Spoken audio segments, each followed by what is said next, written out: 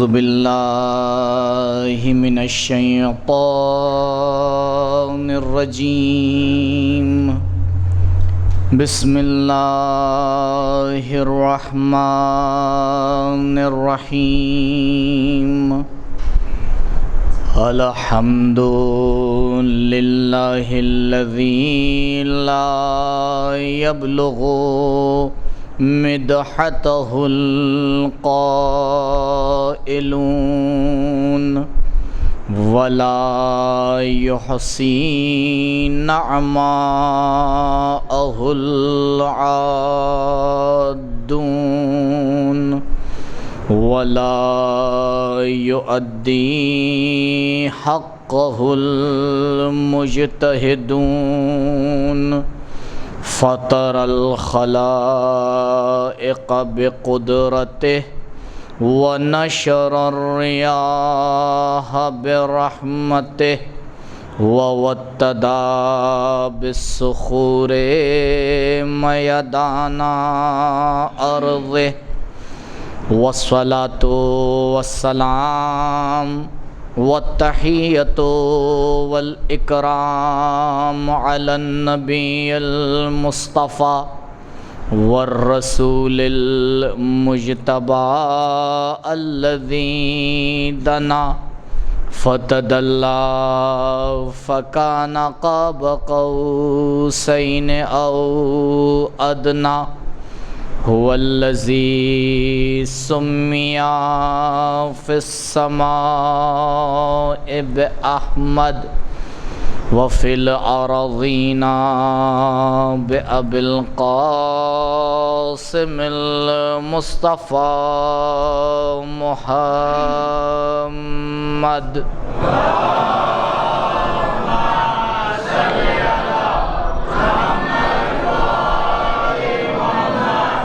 وعلى أهل بيته الأطيبين الأطهرين المعصومين المظلومين الذين أذهب الله عنهم الرجس وطهرهم تطهيرا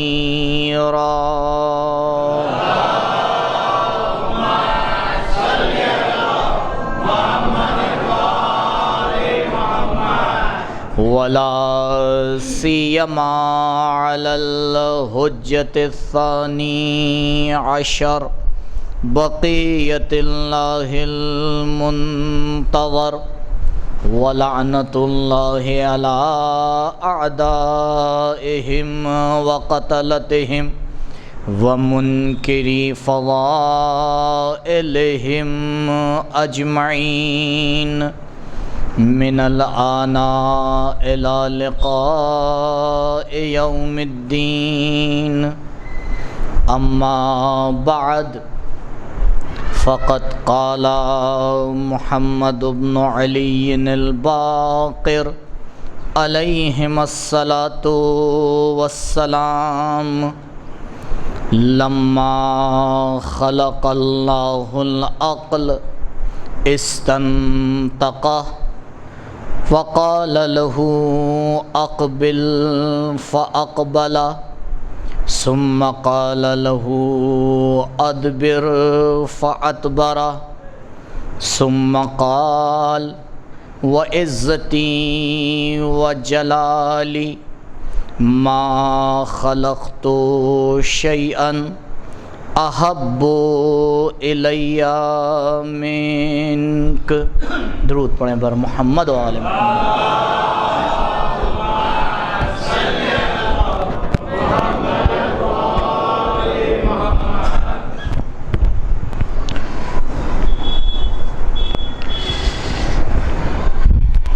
اسلام دین عقل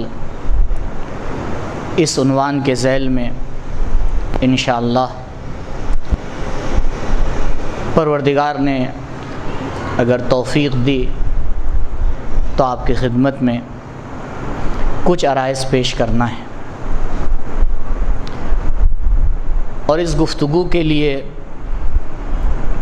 جس حدیث کو سرنامہ کلام بنایا ہے انشاءاللہ اس کو آپ کے سامنے پیش کروں گا۔ لیکن بہرحال طریقہ کار یہ ہے کہ اس سے پہلے کہ حدیث کے عنوان سے اور اپنے موضوع کے عنوان سے آپ کی خدمت میں کچھ باتیں پیش کروں، جیسے کہ مراجع کی بھی تاکید رہتی ہے، پہلے 2 مسئلے آپ کی خدمت میں عرض کروں گا بہت ہی مختصر طور پر، اور اس کے بعد اپنی گفتگو کا انشاءاللہ آغاز کروں گا۔ پہلا مسئلہ تقلید کے حوالے سے، یہ ہمیں معلوم ہونا چاہیے کہ اسلام کے جتنے بھی مسائل ہیں اس میں کچھ خاص مسئلے ہیں کہ جس میں تقلید کی جاتی ہے۔ اصول دین تقلیدی نہیں ہوا کرتے، تقلید فقط اور فقط فروع دین میں ہوتی ہے، اور فروع دین میں بھی 2 طرح کے مسئلے ہوتے ہیں۔ کچھ مسائل ضروریات دین میں سے ہوتے ہیں اور کچھ مسائل غیر ضروری ہوتے ہیں۔ ضروریات دین یعنی وہ مسئلے جس پر تمام علماء کا اتفاق ہے اور تمام لوگ اس مسئلے کو جانتے ہیں، ان مسائل میں تقلید نہیں ہوتی، جیسے نماز کا 5 وقت واجب ہونا، نماز صبح کا 2 رکعت ہونا، یہ مسائل تقلیدی نہیں ہیں، یہ ضروریات دین ہے، سب کو معلوم ہے۔ لیکن اس طرح سے مسئلوں سے ہٹ کر جو مسئلے ہوتے ہیں وہاں ضروری ہے کہ انسان 3 میں سے کوئی ایک ہو، ایک آئے خود اس مسئلے کا جواب آیات اور روایات سے تلاش کرے اور اس نتیجے تک کے پہنچے کہ جسے مجتہد کہا جاتا ہے۔ اگر یہ نہیں کر سکتا تو پھر احتیاط کے اوپر عمل کرے۔ احتیاط کا مطلب یہ ہوتا ہے کہ اس طرح سے عمل کرے کہ اسے یقین ہو جائے خداوند متعال اس سے جو چاہتا ہے اس نے کر دیا۔ بطور مثال، اگر اسے شک ہوا کہ یہ عمل واجب ہے یا مستحب تو ضرور اسے کرے، کیونکہ نہیں معلوم کہ یہ واجب ہے یا مستحب۔ اگر کسی عمل کے بارے میں اسے شک ہوا کہ یہ مکروہ ہے یا حرام تو اس پہ ضروری ہے کہ اسے ترک کرے۔ اور آج کل کی زندگی میں احتیاط کرنا خلاف احتیاط ہے، کیونکہ اگر انسان ہر مسئلے میں احتیاط ہی کرتا رہے گا تو پھر وہ مسجد کا کبوتر بن جائے گا، کیونکہ اور کوئی مسئلہ پھر رہے گا ہی نہیں۔ تو یہ دوسرا طریقہ، اب یا تو مجتہد بنے یا احتیاط کرے، اور اگر ان دونوں میں سے کوئی نہیں کر سکتا تو چپ چاپ ایک اچھا سا سیدھا سادھا مقلد بن جائے اور آئے تقلید کرے۔ تقلید کس کی کرے؟ دیکھیے، ایک مسئلہ ہے جس میں تمام علماء کا اتفاق ہے۔ البتہ میں یہاں پہ آپ سے عرض کر دوں، میں جو بھی مسئلے ان 10 دنوں میں آپ کی خدمت میں عرض کروں گا وہ آیت اللہ سیستانی حفظہ اللہ کے اکارڈنگ ہوں گے۔ اگر کہیں پر اختلاف ہوگا تو اشارہ کر دوں گا، کیونکہ زیادہ تر لوگ انہی کی تقلید کرتے ہیں، تو اسی کے حوالے سے۔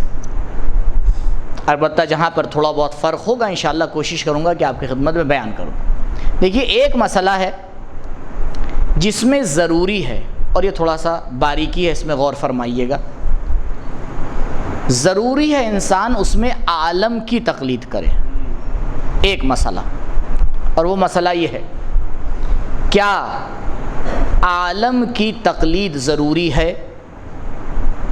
اس مسئلے میں ضروری ہے کہ عالم کی تقلید کرے۔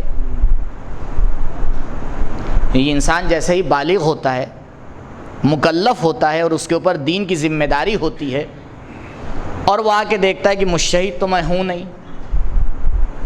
احتیاط پر میں عمل کر نہیں سکتا، تو تیسرا آپشن بچتا ہے اس کے پاس کہ وہ آئے اور تقلید کرے۔ انشاءاللہ وضاحت کبھی کروں گا آپ کے سامنے۔ تو جیسے ہی اس کے سامنے مسئلہ آتا ہے، اب اس کے سامنے کئی مجتہد ہیں، پروردگار تمام مجتہدین کی حفاظت فرمائے۔ اب اسے یہ نہیں سمجھ میں آتا کہ بھائی کس کی تقلید کی جائے، تو جو راستے ہیں انشاءاللہ آپ کی خدمت میں عرض کروں گا، ان راستوں کے ذریعے سے وہ اس بات کا پتہ لگاتا ہے کہ بھائی اس میں اے بی سی کوئی سا بھی ایک عالم ہے، اور اس کی توضیح المسائل میں وہ جا کے دیکھتا ہے کہ کیا یہ مجتہد عالم کی تقلید کو ضروری سمجھتا ہے یا نہیں سمجھتا۔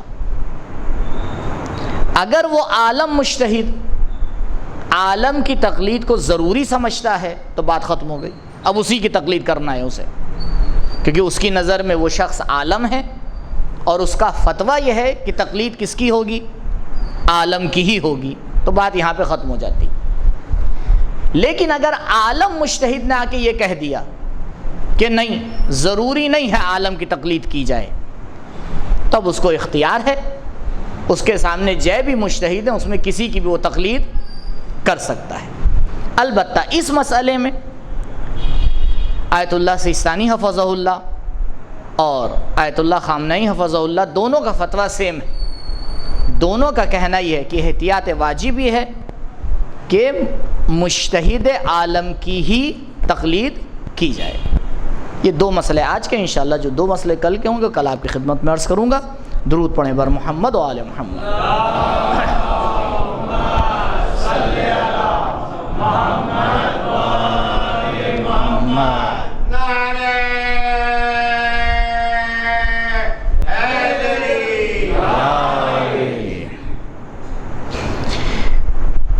ہمارے علماء نے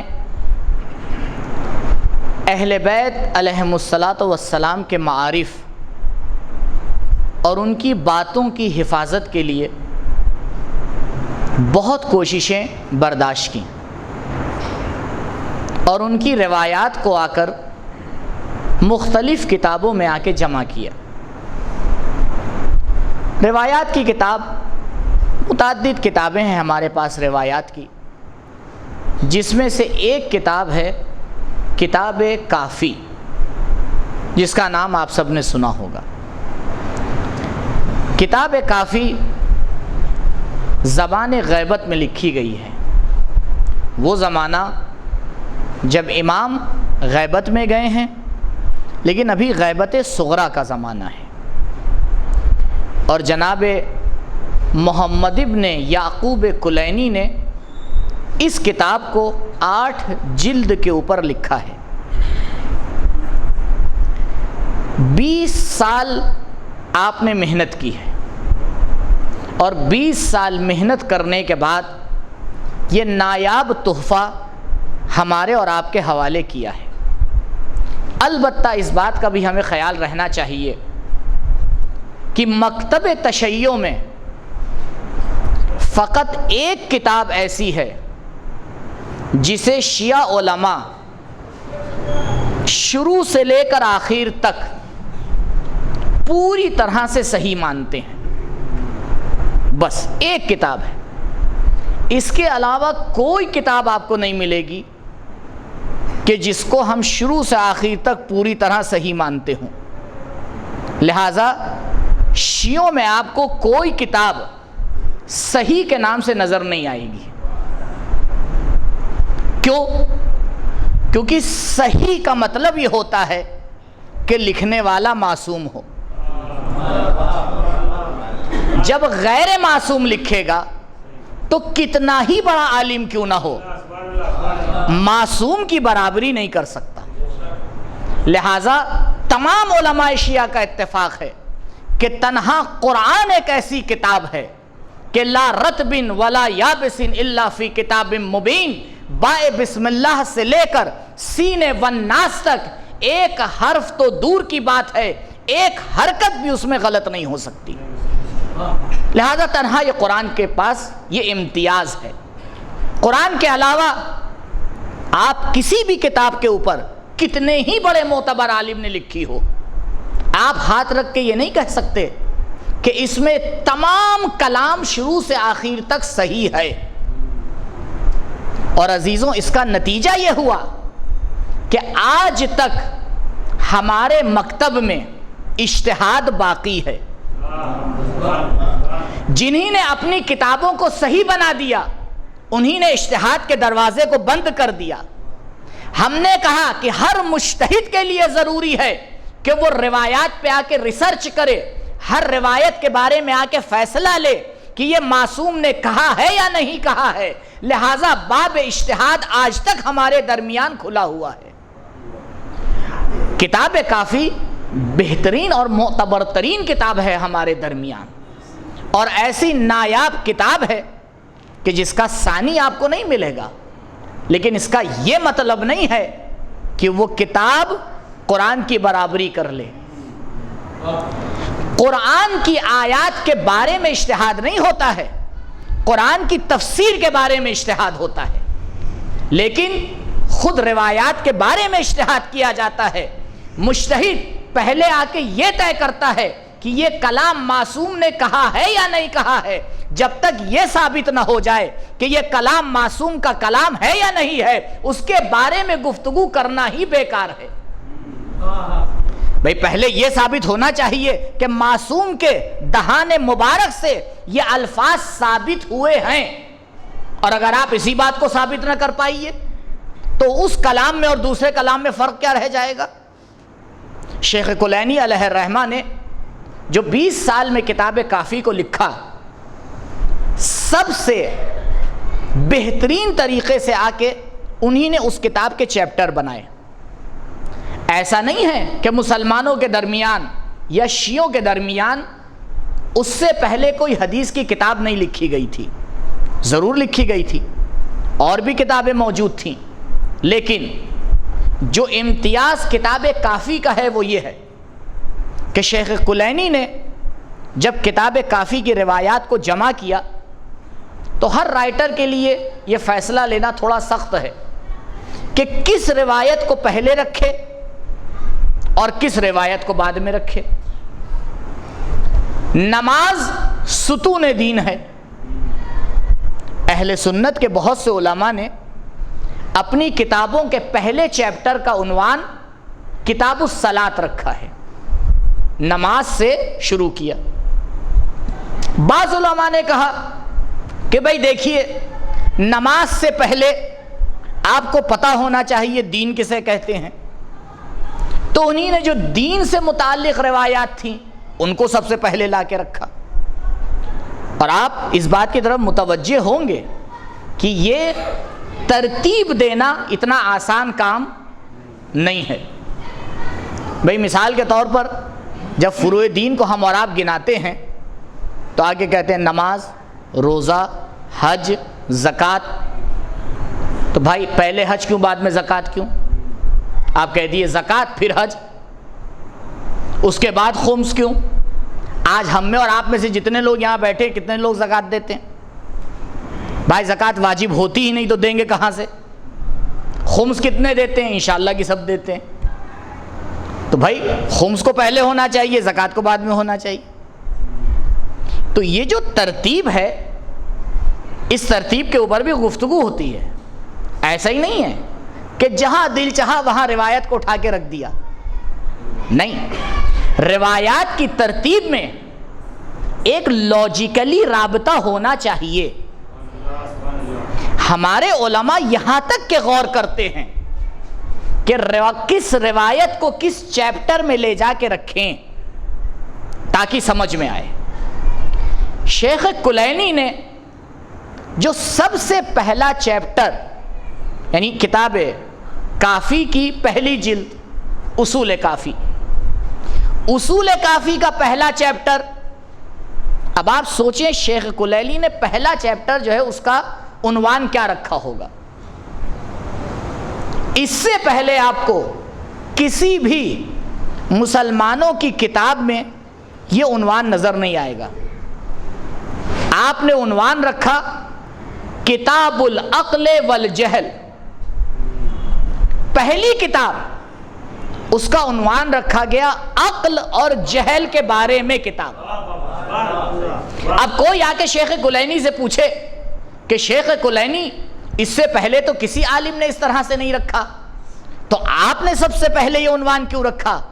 تو پلٹ کے جواب دیں گے کہ دیکھو، جب تک انسان کی عقل صحیح نہ ہو جائے اس کا کچھ صحیح نہیں ہوتا ہے، لہٰذا پہلے عقل کے بارے میں گفتگو کر لینا، تب تمہیں سمجھ میں آئے گا اسلام کسے کہتے ہیں، قرآن کسے کہتے ہیں۔ درود پڑھیں بر محمد و آل محمد۔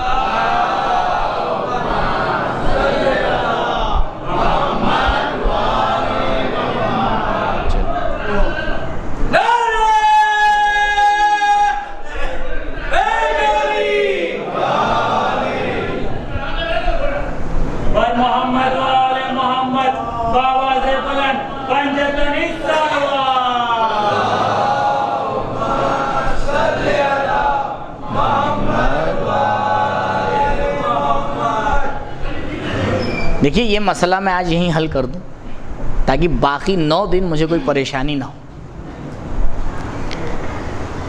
100% میرا ماننا یہ ہے کہ عزاداری بہترین عبادت ہے، اور آپ بھی اسے مانتے ہیں۔ اور عبادتوں میں اگر کسی عبادت کو ستون کہا گیا ہے تو وہ کیا ہے؟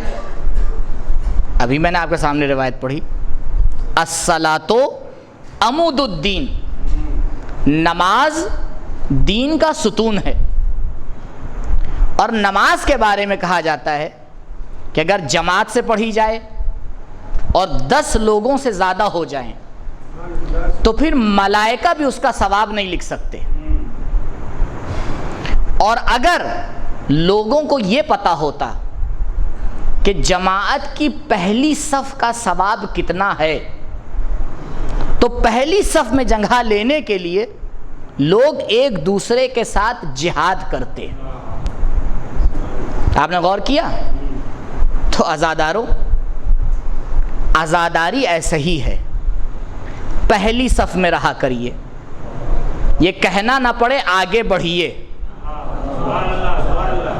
ہم اس قوم میں سے نہیں ہیں جسے آگے بڑھایا جائے، ہم وہ قوم ہیں جو سب سے آگے ہیں، دوسروں کو بتاتے ہیں کدھر جانا چاہیے۔ یہ فرش اعضا ہمیں یہی سکھاتا ہے کہ دیکھو یہاں آ کے رہبری سیکھنا، یہاں آ کے سرداری سیکھنا۔ حسین نے سر کٹایا ہے، جھکایا نہیں ہے۔ ہمیں سر جھکانا نہیں آتا ہے، ہم سر کٹا کے بھی آگے چل کے دنیا کو بتاتے ہیں کہ ہدایت کدھر ہے، ضلالت کدھر ہے۔ اسی لیے ہمارے امام نے کربلا کے شروع ہونے سے پہلے آ کے اعلان کر دیا، مثلی لا یبایع مثلہ، حسین جیسا یزید جیسے کی بیعت نہیں کر سکتا ہے۔ اب یہ تمہاری ذمہ داری ہے، پوری تاریخ میں دیکھتے چلے جاؤ حسینیت کدھر ہے، یزیدیت کدھر ہے، حسینیت کدھر ہے، یزیدیت کدھر ہے۔ بہرحال تو عرض کر رہا تھا آپ کی خدمت میں، دیکھیں انسان کے چھوٹے چھوٹے کاموں سے اس کے بڑے بڑے حوصلے سمجھ میں آ جاتے ہیں۔ اردو میں کہاوت ہے کہ پوت کے پاؤں پالنے میں نظر آتے ہیں۔ ایسا ہی ہوتا ہے یا نہیں ہوتا؟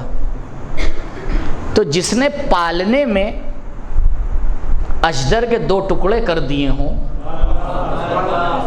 وہی جوانی میں مرہب اور انتر کا سر اتارتا ہے۔ تو ہمیں یہ سیکھنا چاہیے کہ فرش عزا فرش عبادت ہے۔ اور میں 2-3 چیزوں کی تاکید کرتا ہوں اب، کیونکہ میرا پہلا موقع ہے۔ البتہ عین ممکن ہے میرے آنے سے پہلے، میرے ساتھ بڑی مشکل ہے، میں پہنچنے سے پہلے پہنچ جاتا ہوں۔ یہ جو لگے ہوئے ہیں وہ میں جہاں جاتا ہوں وہ پہلے سے وہ کہتے ہیں قبلہ آپ یہاں پہنچے ہوئے ہیں، میں کہتا ہوں بھائی ٹھیک ہے، مردہ طریقے سے دیکھنا اور ہے، زندہ طریقے سے دیکھنا اور ہے۔ تو ہے ممکن ہے میری کچھ باتیں آپ لوگ سن چکے ہوں، لیکن وہ دوسرے طریقے سے سنی ہوں گی، اب دوسرے طریقے سے سنیے گا۔ تو میں 2-3 باتیں ضرور کہتا ہوں عزاداری کے حوالے سے۔ نمبر 1، فرش عزا پہ آئیں تو وضو کر کے آئیں، کیونکہ فرش عزا عبادت ہے، اور عبادت طہارت کے ساتھ ہوتی ہے۔ نمبر 2، اگر یہاں نوٹ نہیں کر سکتے ہیں اور خداوند متعال نے آپ کو بہت اچھا حافظہ دیا ہے تو جانے کے بعد ضرور لکھیے، کیونکہ ہم یہاں فقط ثواب حاصل کرنے نہیں آتے ہیں، یہاں کمال حاصل کرنے آتے ہیں۔ اگر ثواب حاصل کرنا ہوتا تو ہمارے پاس بہت سے راستے تھے، لیکن ہمیں یہ پتا ہے کہ یہ فرش ہمیں اتنا کمال عطا کر دیتا ہے کہ ملائکہ پیچھے رہ جاتے ہیں، ہم آگے بڑھ جاتے ہیں۔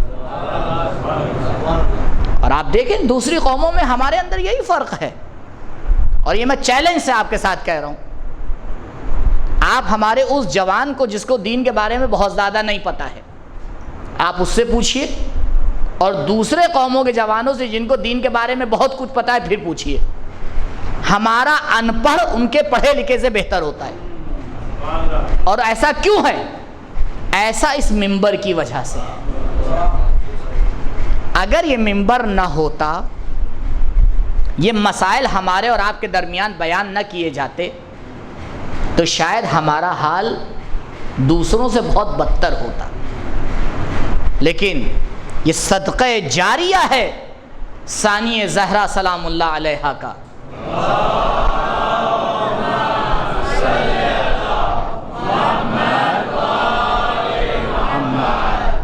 کہ جس نے آ کے ذمہ داری عطا کی ہے کہ دیکھو تمہیں اپنی زندگی میں کمال حاصل کرنا ہے۔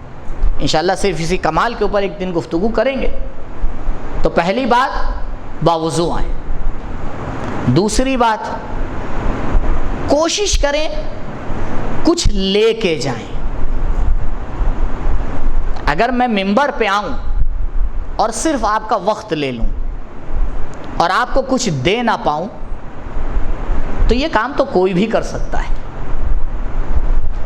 تیسری چیز، کوشش کریں عزاداری میں آگے بڑھ کے حصہ لیں۔ نہ یہ شرمانے کا مقام ہے، نہ یہ تعارف کرنے کا مقام ہے۔ عزاداری کوئی مہمانی نہیں ہے کہ آپ بڑھیے اور آپ بڑھیے۔ جو پہلے آگے بڑھتا ہے وہ کربلا والا ہوتا ہے۔ اسی لیے کربلا میں ہر کوئی آگے بڑھ کے کہہ رہا تھا مولا پہلے ہمیں اجازت دیجئے، وہ کہتا تھا مولا پہلے ہمیں اجازت دیجئے۔ یہ کربلا والوں نے ہمیں سکھایا ہے، جو موت کو گلے لگانے کے لیے آگے بڑھتے ہوں وہ دوسرے کام کے لیے تو اس سے بہتر آگے بڑھیں گے۔ کربلا پوری درسگاہ ہے، پوری طرح سے درسگاہ ہے۔ اب اس کے جو درس ہیں انشاءاللہ اگر فرصت ہوئی میرے موضوع میں آیا تو آپ کی خدمت میں عرض کرتا چلوں گا۔ ایک مرتبہ درود پڑھیں بر محمد و آل محمد۔ محمد و آل محمد۔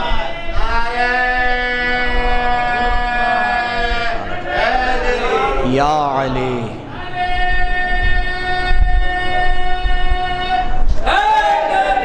یا علی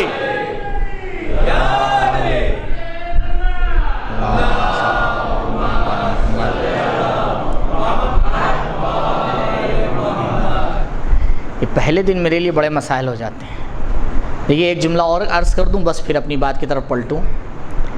دیکھیے میں نہ آپ کے نعرے لگانے کے خلاف ہوں اور نہ آپ کی واہ واہ کا خلاف ہوں، لیکن مسئلہ یہ ہے وقت کم ہوتا ہے، لہٰذا دن بھر میں اور بھی مجلسیں ہوتی ہوں گی، مجھے آپ پڑھ لینے لیجئے، نعرے وہاں لگا لیجئے گا، کیونکہ ایسے ہی میں آج لیٹ ہو گیا اور آج ٹائم کم۔ 10 دن ملتے ہیں، 10 دن میں 50 منٹ 45 منٹ کچھ آپ کے سامنے بیان کرنا ہوتا ہے۔ دین اسلام قیامت تک کے لیے کیا بیان کر پاؤں گا، لہذا تھوڑا سا آپ میرا ساتھ دیجئے، انشاءاللہ خداوند متعال توفیق میں آپ لوگ کی اضافہ فرمائے۔ البتہ اس سے یہ پیغام نہ جائے کہ ہاں مولانا آئے تھے وہ تو مخالفت کر رہے تھے، جی نہیں، لیکن ہر چیز کا ایک جگہ ہوتی ہے باہر. خیر، تو اس کتاب کا پہلا چیپٹر کتاب العقل والجہل، دو امتیازی باتیں. پہلا امتیاز، کتاب العقل کو سب سے پہلے لا کے رکھا، اور شیخ کلینی نے صرف ایک چیپٹر کو مرتب کر کے بتا دیا کہ اسلام دین عقل ہے. کہ اسلام دین عقل ہے، اور یہ پوری گفتگو ہماری اسی موضوع پہ رہے گی کہ جو صحیح سے اسلام کو قبول کر لیتا ہے وہ آ کے یہ اعلان کرتا ہے کہ پروردگار میں سب سے بڑا عقل مند ہوں، کیونکہ عقلاء کا دین ہے، عقل کے ماننے والوں کا دین ہے. دوسری بات، دوسرا امتیاز، آپ دیکھیں عقل کے مد مقابل ہم کیا لے کے آتے ہیں؟ بھئی فلاں صاحب عاقل ہیں، عقل مند ہیں، اور عقل کے مقابل میں جب آئے گا اس کا اپوزٹ تو کیا آتا ہے؟ دیوانہ اور پاگل. لیکن شیخ کلینی نے اس کے مد مقابل لا کے رکھا جہل. کہا نہیں، اگر کوئی عاقل نہیں ہے تو وہ جاہل ہے. یعنی اگر تمہیں انسانوں کو تقسیم کرنا ہے تو انسان کو دو حصوں میں ڈیوائیڈ کر دو، یا عقل مند ہیں یا جاہل ہیں. عزیزو، اس سے سمجھ میں آ گیا کہ عقل مند عالم ہوا کرتا ہے. بھائی جاہل کے مد مقابل دوسری طرف کیا آئے گا؟ عالم ہی تو آئے گا. تو شیخ کہہ رہے ہیں کہ یا عالم کہہ لو یا عاقل کہہ لو، بات ایک ہی ہے. اور یہ آپ یقین رکھیے، شیخ کلینی عالی ترین انسان ہیں، لیکن ایسی باتیں عام انسان کے عقل میں نہیں آنے والی ہیں، بلکہ یہ ہدایات اہل بیت ہیں جس کو شیخ کلینی اپنی کتاب میں بیان کر رہے ہیں. میں نے اسی کتاب کی پہلی حدیث آپ کے سامنے پڑھی، اور یہی میرا عنوان کلام ہے، اور آپ کو اس روایت کو ڈھونڈنا بڑی آسانی سے مل جائے گی. کتاب اصول کافی کی پہلی جلد، پہلا چیپٹر، پہلی حدیث، سب ایک ایک ایک، بہت آسانی سے یہیں سے شروعات ہو رہی ہے. اور آپ شیعوں سے پوچھیں کہ تمہاری سب سے معتبر ترین کتاب کون سی ہے، وہ کون سی کتاب کا نام لیں گے؟ اصول کافی. اور بھائی اصول کافی میں جو سب سے پہلی حدیث ہے، بات کو یہیں سے شروع کرنا چاہیے. حدیث کس سے ہے؟ امام محمد باقر علیہ الصلوۃ والسلام.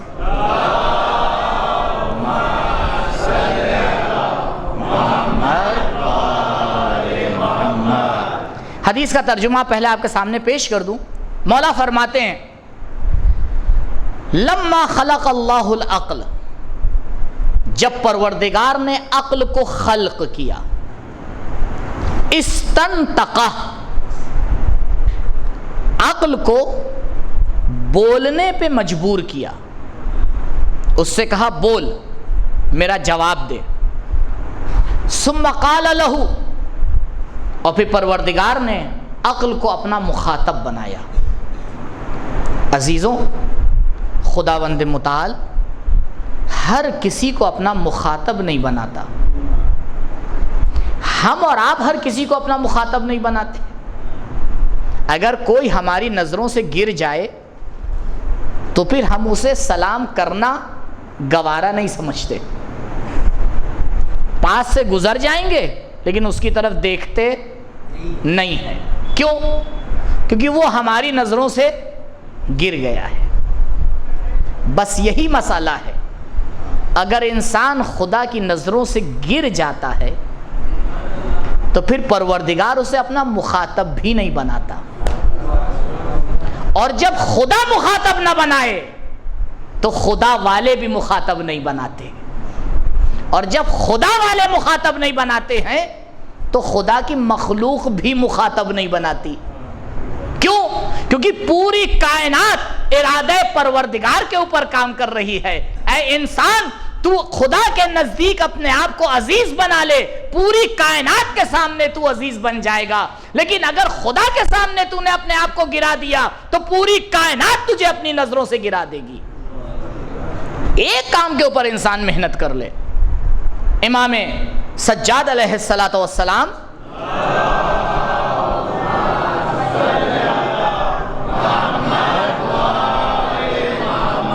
فرماتے ہیں، اے انسان تو کتنے لوگوں کو خوش کرے گا؟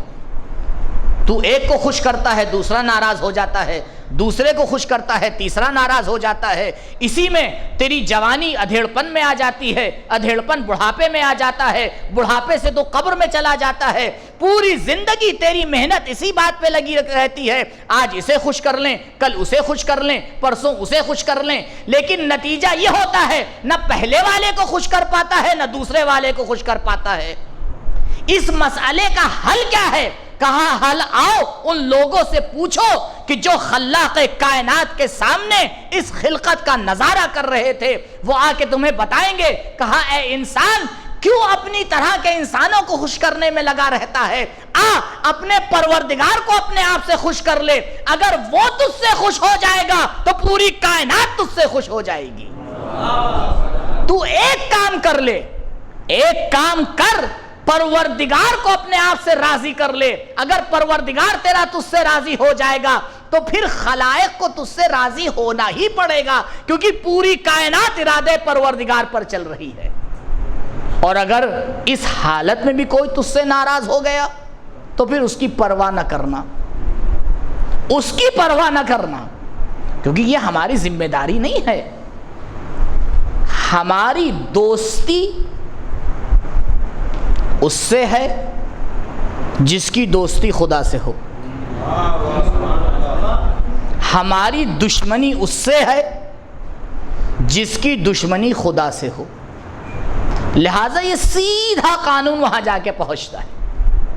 تو پروردگار نے عقل سے کہا بول، خلق کیا، مخاطب بنایا عقل کو اپنا، اور مخاطب بنانے کے بعد فرمایا اقبل، اے عقل آگے آ. عقل نے اطاعت پروردگار کی اور عقل آگے آئی. ثم قال لہو، پھر پروردگار نے اس سے کہا ادبر، پیچھے کی طرف پلٹ جا. فادبر، عقل نے آ کے اطاعت کی اور عقل پیچھے کی طرف گئی. یہیں پر رکیں. اس روایت سے کیا سمجھ میں آیا؟ کم سے کم اتنا تو سمجھ میں آیا، عقل اسے کہتے ہیں جو اطاعت پروردگار کرے. جب پروردگار بلائے تو رکے نا، جب پروردگار روکے تو چلے نا. کہا دیکھو عاقل اسے نہیں کہتے ہیں جو اپنا بینک بیلنس بڑھا لیتا ہے، عاقل اسے کہتے ہیں جو اطاعت پروردگار کرتا ہے.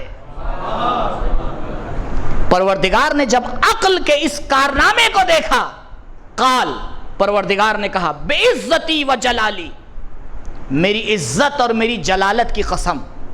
خدا کو ضرورت نہیں ہے کہ وہ قسم کھائے، لیکن اب کیا کیا جائے؟ بعض مخاطب ایسے ہوتے ہیں کہ آپ جب تک قسم نہ کھائیے وہ مانتے ہی نہیں ہیں. بعض لوگوں کا تو لقلقہ زبانی ہو جاتا ہے خدا کی قسم. امیر کائنات ہیں علی ابن ابی طالب علیہ السلام.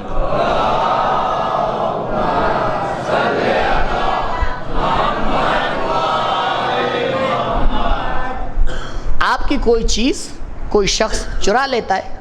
اب کہانی بڑی لمبی ہے، بس شارٹ میں بیان کر رہا ہوں تاکہ اصل بات کو آپ کو بتا دوں.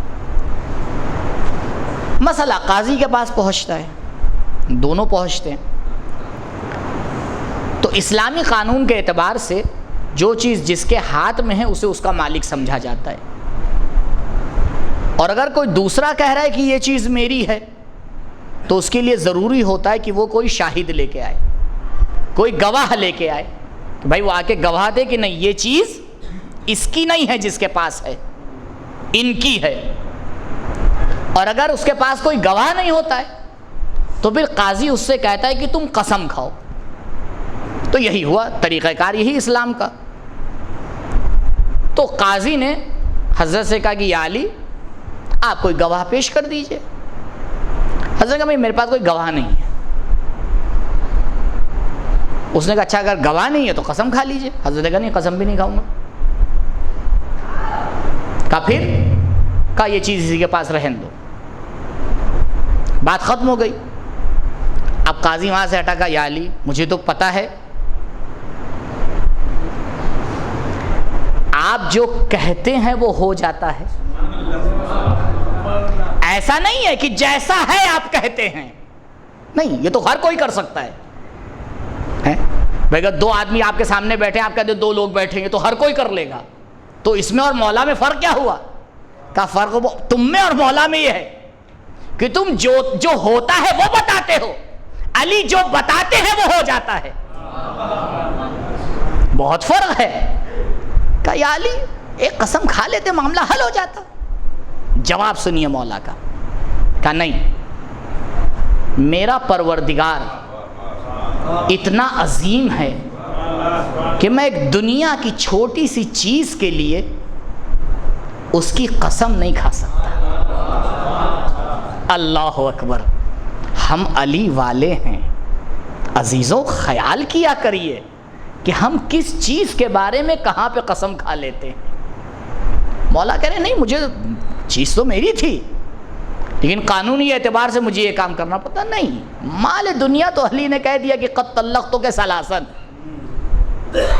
تو قسم مخاطب کی وجہ سے کھائی جاتی ہے. پروردگار سورہ شمس میں 11 مرتبہ قسم کھانے کے بعد آ کے کہہ رہا ہے قد افلح من زکاہا وقد خاب من دساہا. اب یہاں پہ بھی پروردگار قسم کھا رہا ہے بے عزتی و جلالی, تاکہ ہمیں پتہ چلے مسئلہ کتنا اہم ہے. میری عزت اور جلالت کی قسم, ما خلقت خلقا احب الی منک. اے عقل, میری عزت اور جلالت کی قسم, تجھ سے زیادہ محبوب شے میں نے خلق ہی نہیں کی ہے. آپ بتائیں, پروردگار نے آسمان کا شامیانہ لگایا کچھ کہا؟ نہیں. زمین کا فرش بچھایا کچھ کہا؟ نہیں. جانوروں کو خلق کیا کچھ کہا؟ نہیں. درخت پیڑ پودے سب خلق کیے کچھ کہا؟ نہیں. لیکن جب انسان کو خلق کیا تو خلق کرنے کے بعد فرمایا فتبارک اللہ احسن الخالقین. با برکت ہے وہ ذات کہ جس نے بہترین شے کو آ کے خلق کر دیا. جب سوال کیا گیا کہ پروردگار انسان اور غیر انسان میں فرق کیا ہے, کہا دیکھو انسان اور غیر انسان میں کھانے پینے میں فرق نہیں ہے, سونے جاگنے میں فرق نہیں ہے, چلنے پھرنے میں فرق نہیں ہے, نسل کو آگے بڑھانے میں فرق نہیں ہے, دیکھنے میں فرق نہیں ہے, بولنے میں فرق نہیں ہے. اگر فرق ہے تو انسان کو عقل کی نعمت عطا کی ہے, غیر انسان کو عقل کی نعمت عطا نہیں کی ہے. یہ عقل ہے کہ جس کی وجہ سے پروردگار آواز دیتا ہے فتبارک اللہ احسن الخالقین. با برکت ہے وہ ذات کہ جس نے انسان کو عقل کی نعمت سے نوازا. با برکت ہے وہ ذات کہ جس نے انسان کو عقل عطا کی ہے. عزیزوں, اگر انسان اپنا یہ امتیاز نہ سمجھ پائے تو پھر مجھے یہ کہنے کا حق ہے کہ وہ انسان نہیں ہے. اگر انسان یہ نہ سمجھ پائے کہ وہ انسان کیوں ہے, آپ آگے کہیں گے قبلہ آپ کو نہیں معلوم, ہم تو اس لیے انسان ہیں کیونکہ ہم دیکھتے ہیں. قبلہ آپ کہاں تک دیکھ لیتے ہیں؟ 20 میٹر دور دی چیز ہوتی ہے تو آپ کو ایک کی جگہ 2 نظر آنے لگتی ہے, اور چیل کئی کلومیٹر سے دیکھ لیتی ہے. اور اگر دیکھنا ہی انسان کو انسان بنا رہا ہے تو بھی چیل کو انسان ہونا چاہیے. کما آپ کو نہیں معلوم, ہم سونگھ کے پتہ لگا لیتے ہیں. معاف کیجئے گا, بات کہیں اور چلی جائے گی, کیونکہ پروردگار نے ایسے ایسے سونگھنے والے خلق کیے ہیں کہ جسے آپ پوری طرح سے پتہ نہیں لگاتے ہیں وہ سونگھ کے بتا دیتا ہے. اب آپ کہا نہیں آپ کو نہیں پتا. پروردگار نے بولنے کی طاقت دی ہے, اچھا بولنے کی طاقت دی ہے؟ ہاں آج کل تو طوطے بھی بولتے ہیں قبلہ. کہا نہیں آپ کو نہیں پتا، جانور کھانا ایسے ہی کھا لیتا ہے، ہم پکا کے کھاتے ہیں. میں کہا اچھا، عقل نہ ہوتی تو پکا کے کھاتے. کہا آپ کو نہیں پتا، جانور ایسے ہی گھر بنا لیتا ہے، ہمارے گھر ترقی کرتے ہیں. بھائی مدھو مکھی نے لاکھوں سال ہو گئے جیسا بنا رہی تھی ویسا ہی بناتی ہے، کوئی ترقی آپ کو نظر آئی؟ اما کسی چڑیا کو آپ دیکھ لیجئے، بچپنے میں آپ کے جو گھونسلہ وہ بناتی تھی آج بھی وہی گھونسلہ بنا رہی ہے. لیکن آپ مہوئی میں دیکھ لیجئے، پہلے گھر کیسے بنتا تھا آج کیسے بننے لگا. اما قبلہ 20 سال میں بڑی ترقی آ گئی ہے. میں نے کہا یہ بتائیے یہ ترقی کے پیچھے کون سی چیز کام کر رہی ہے؟ بھائی جو چیز اس ترقی کے پیچھے کام کر رہی ہے وہی تمہارا امتیاز ہے. اب اس کا نام کچھ بھی رکھو، ہم اسے عقل کہتے ہیں. عجیب بات ہے، جہاں ہمارا اپنا ذاتی مسئلہ ہوتا ہے وہاں عقل چلتی نہیں ہے، دوڑتی ہے. اگر پروردگار نے 20,000 روپے دے دیے اور تجارت کرنا ہے تو پھر 20 مہینے بیٹھ کے حساب کتاب لگتا ہے، یہاں لگائیں وہاں لگائیں، یہاں منافع ہوگا وہاں نقصان ہوگا، اس کو دے دیں اس کو دے دیں، اس سے مشورہ اس سے بات چیت. اما ذرا بتائیے یہ پیسے میں کہاں لگاؤں نقصان نہ ہو. کسی نے کہا کہ یہ 20 کے 40 ہو جائیں گے. اچھا ذرا بتائیے. اب روز ان کے پاس جا رہے ہیں، ان سے ملاقات کر رہے ہیں. کیوں 20 کے کتنے کرنا ہے؟ 40. پروردگار نے کہا بیٹا آؤ نماز جماعت سے پڑھ لو، 1 رکعت کے 100 گنا دوں گا. تو اب یہ 100 گنا نہیں نظر آتا کہ اگر جماعت میں لوگ 10 سے زیادہ ہو جائیں تو اب ملائکہ بھی حساب نہیں لکھ پائیں گے. یہ سمجھ میں نہیں آتا، سمجھ میں نہیں آتا یہ عقل ہے کون سی عقل ہے. یہ ساری گفتگو عقل کے اوپر ہے. کیوں؟ کیونکہ اسلام دین عقل ہے، اور یہ قرآن کا دعویٰ ہے کہ عقل مند بہت کم ہیں، عقل بند بہت زیادہ ہیں.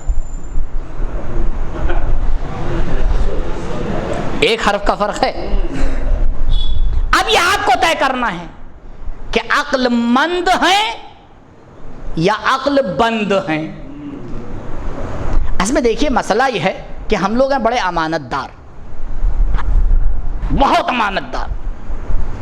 امین کی ایک نشانی ہوتی ہے، گھڑی تو رکتی نہیں. امین کی ایک نشانی ہوتی ہے، اور نشانی کیا ہوتی ہے؟ اگر آپ امین انسان کے پاس کوئی چیز رکھوا دیں، مثال کے طور پر آپ اس کے پاس 500 روپے آپ نے رکھوا دیے ہیں، بودی سرکار کا نیا نوٹ، میم نہیں تھا بے تھا، آپ نے اس کے پاس رکھوا دیا 500 کا نوٹ، تو وہ امین ہے. تو وہ 500 کا نوٹ چینج بھی نہیں کرتا. اگر آپ اس کا نمبر نوٹ کر لیں اور 5 سال کے بعد اس سے لینے آئے تو وہ وہی اسی نمبر کا نوٹ دے گا آپ کو. کیوں؟ کیونکہ امین ہے. اسے کہتے ہیں امانت دار. تو امانت دار انسان امانت میں خیانت نہیں کرتا. ہم لوگ بھی بڑے امین ہیں. اللہ میاں نے ہمیں ایک امانت دی بنام عقل، ہم اسے لے کے آئے خدا کے پاس سے. ابھی میں نے روایت پڑھی لما خلق اللہ العقل، جب خدا نے عقل کو خلق کیا تو خلق کر کے آسمانوں پہ تھوڑی چھوڑ دیا، انسان کو عطا کیا. تبھی تو کہا فتبارک اللہ احسن الخالقین. انسان اس دنیا میں آیا عقل لے کے آیا. اللہ اخرجکم من بطون امہاتکم لا تعلمون شیئا وجعل السمع والابصار والافئدہ لعلکم تشکرون. اے انسان، جب ہم نے تمہیں تمہاری ماں کے پیٹ سے خلق کیا تمہیں کچھ نہیں آتا تھا. لا تعلمون شیئا وجعل السمع والابصار والافئدہ، لیکن سننے دیکھنے اور سمجھنے کی طاقت تمہیں عطا کی، سمجھنے کی طاقت عطا کی. کیوں؟ لعلکم تشکرون، تاکہ تم خداوند متعال کا شکر ادا کرو. اب یہ انسان کو ایک نعمت عقل دی گئی، امانت دی گئی. انسان نے کہا خدایا ہم امین ہیں، جیسے پیک تو نے دی ہے ویسے ہی تجھے واپس کر دیں گے. انسان 80 90 100 سال کی زندگی کر کے قبر میں چلا گیا، لیکن اس نے پیکنگ کو کھولا نہیں، کیونکہ اگر پیکنگ کو کھولے گا تو امانت میں خیانت ہو جائے گی. پروردگار آواز دے رہا ہے بھائی عقل استعمال کے لیے دی گئی ہے، اور پورے یقین کے ساتھ میں اس بات کو آپ سے کہہ رہا ہوں، ہمارے معاشرے کی بات نہیں، پوری انسانیت کی سب سے بڑی مشکل یہ ہے کہ عقل کا صحیح استعمال نہیں کرتے. عقل کا صحیح استعمال. نبی اس دنیا سے گئے، مسلمانوں نے عقل کا استعمال کیا. ہم کس بات پہ روتے ہیں؟ اسی پہ تو روتے ہیں. دکھا کے بتایا، اٹھا کے دکھایا ہے، ہر طرح سے پہچانوایا، اور اس کے بعد بھی عقل بندوں نے کیا کیا؟ کیا نہیں. تو ہم اور آپ انہیں کیا کہتے ہیں؟ تو اگر یہی کام کوئی اور کرنے لگے، عزیزوں یہ تو آج میں مقدمہ آپ کے سامنے عرض کر رہا ہوں کہ دیکھیے ہر امانت داری اچھی نہیں ہوتی. اگر بکری گھاس سے محبت کرنے لگے تو پھر اللہ ہی جانتا ہے کہ اس کا کیا ہوگا. پہلا تو مسئلہ یہ کہ ہم اس بات پہ تیار ہوں کہ ہمیں اپنی عقل کا استعمال کرنا ہے. بول کر نہیں سوچنا ہے، سوچ کر بولنا ہے. ہمارے گھروں کی دسیوں لڑائیاں شروع ہی نہ ہو اگر سوچ کر بولیں، نہ یہ کہ بولنے کے بعد کہ ہاں نہ کہا ہوتا تو اچھا ہوتا. تو بھیا اب تو کہہ دیا، تب جھیلو. عقل یہی تو ہے. اور اس سے بھی اعلی ترین چیز وہ تو کہیے علامت باقی رہ جاتی ہے تو سامنے والا میسج کر کے پوچھتا ہے کیا ڈیلیٹ کیا تھا. بہت سی اپلیکیشنوں میں تو وہ نشان نہیں رہتا ہے. آپ ٹیلی گرام میں دیکھ لیے نہیں رہتا ہے، واٹس ایپ میں رہ جاتا ہے.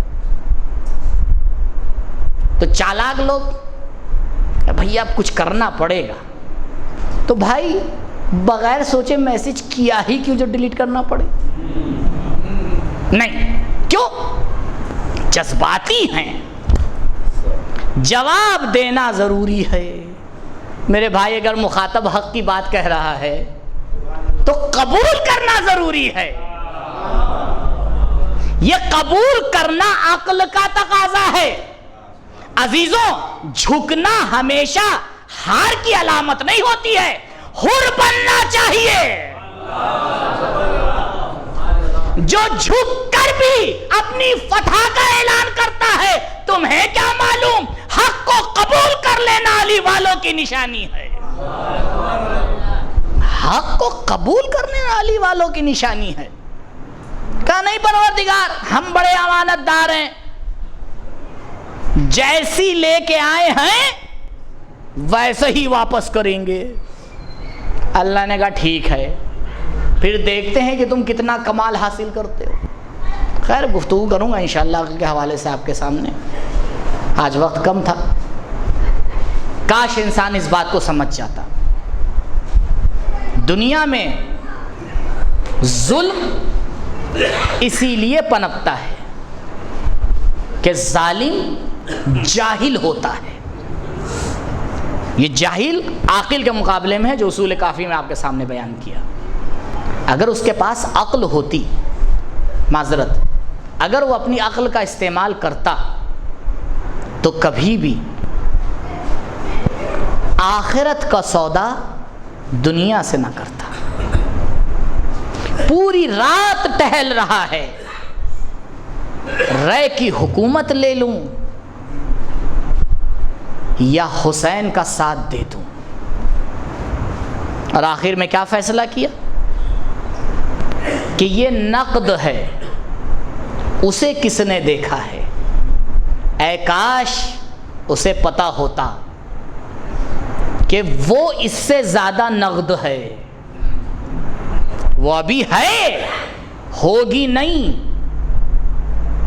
اگر انسان اتنی سی بات سمجھ لے تو معاشرے کی مشکلات ختم ہو جاتی ہیں، لیکن انسان نہیں سمجھ پاتا، اور جب نہیں سمجھتا ہے تو پھر انسانیت سے گرنا شروع ہو جاتا ہے۔ اتنا گرتا ہے کہ جانور اوپر آ جاتے ہیں، وہ نیچے چلا جاتا ہے، بل ہم ازل، جانوروں سے بدتر ہو جاتا ہے۔ اور جب اس طرح سے ہوتا ہے تو پھر وہ کام کر دیتا ہے کہ آج ہم اور آپ بیٹھ کے غم مناتے ہیں۔ عزیزوں، اگر کسی سے دشمنی ہوتی ہے تو دشمنی اس سے ہی نکالی جاتی ہے، اس کے بچوں سے نہیں نکالی جاتی۔ اگر تمہیں حسین سے کوئی مسئلہ تھا تو علی اصغر نے کیا کیا تھا؟ اس سے ہمیں اور آپ کو سمجھ لینا چاہیے عزیزوں کہ لشکر یزید کو اسلام کو ختم کرنا تھا۔ ہاں عزاداروں، رخصت حسین کے وقت علماء فرماتے ہیں کہ جب ایک مرتبہ امام کا رہوار رک گیا، شاید حسین نے ایک جملہ کہا، اے میرے گھوڑے، یہ تیری آخری سواری ہے۔ لیکن ایک مرتبہ اس نے اپنی سمو کی طرف اشارہ کیا، اور اب جو حسین نے دیکھا تو عجب قیامت کا منظر تھا۔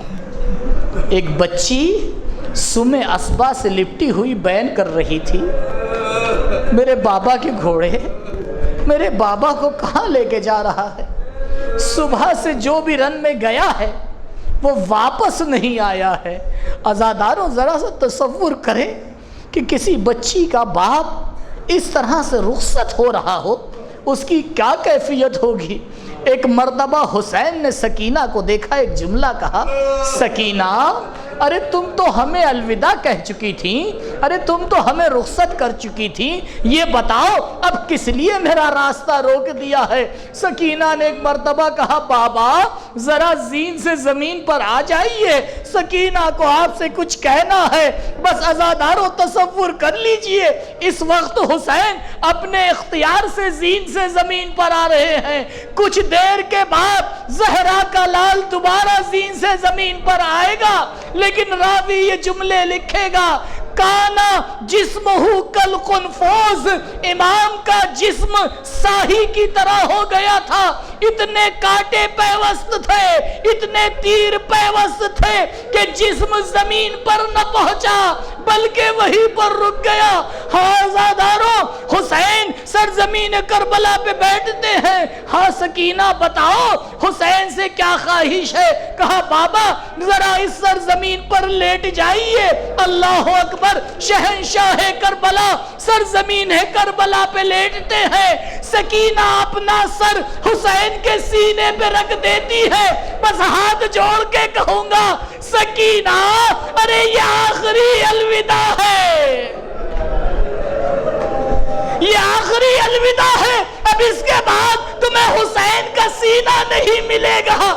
شاید آپ کہیں ارے ابھی شام غریبہ آئے گی، سکینہ رات کے اندھیرے میں اپنے بابا سے جا کے ملے گی۔ عزاداروں تصور کیجئے، جب کٹے ہوئے لاشے سے آواز آئی سکینہ سکینہ الیہ الیہ، ارے سکینہ جب حسین کے لاشے کے پاس پہنچی، جسم میں اتنے تیر پیوست تھے کہ سکینہ حسین کے سینے پہ کیسے سوتی۔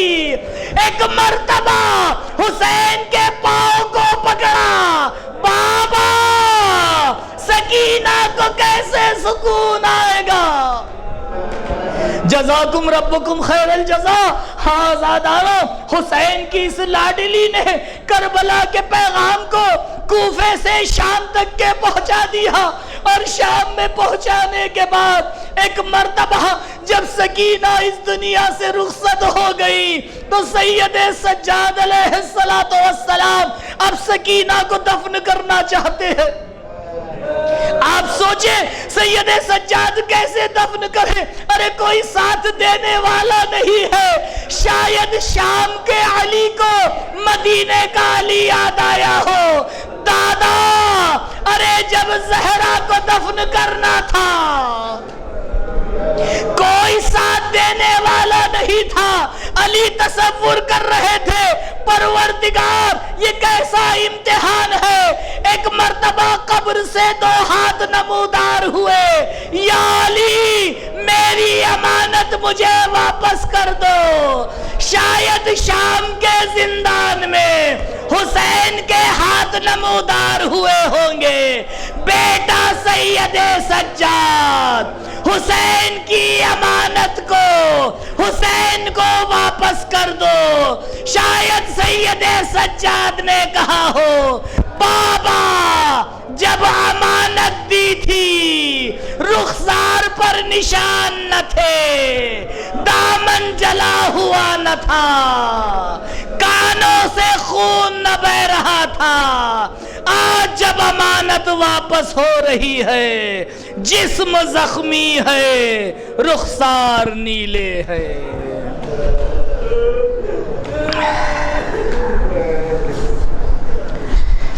الا لعنت اللہ علی القوم الظالمین سیعلم الذین ظلموا ای منقلب ینقلبون انا للہ و انا الیہ راجعون رضا بقضائہ و تسلیما لامرہ لا معبود سواک یا غیاث المستغیثین۔ بار الہ امام کے ظہور میں تعجیل فرما، ہمارا نام ان کے اعوان و انصار میں شمار فرما، پرچم اسلام کو سر بلند فرما، پرچم کفر و نفاق کو سرنگوں فرما۔ میرے معبود تیری توحید کو ماننے والے اس دنیا میں جہاں جہاں بھی ہیں ان کی جان مال عزت و آبرو کی محافظت فرما۔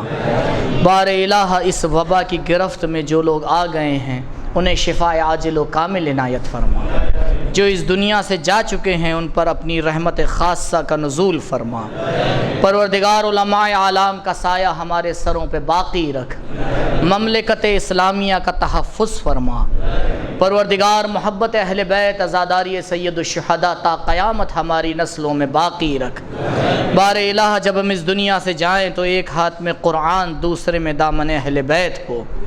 بار الہ ہماری پہلی اور آخری دعا تیری بارگاہ میں یہی ہے، امام کے ظہور میں تعجیل فرما، ہمارا نام ان کے اعوان و انصار میں شمار فرما۔ ربنا تقبل منا انکا انت السمیع العلیم۔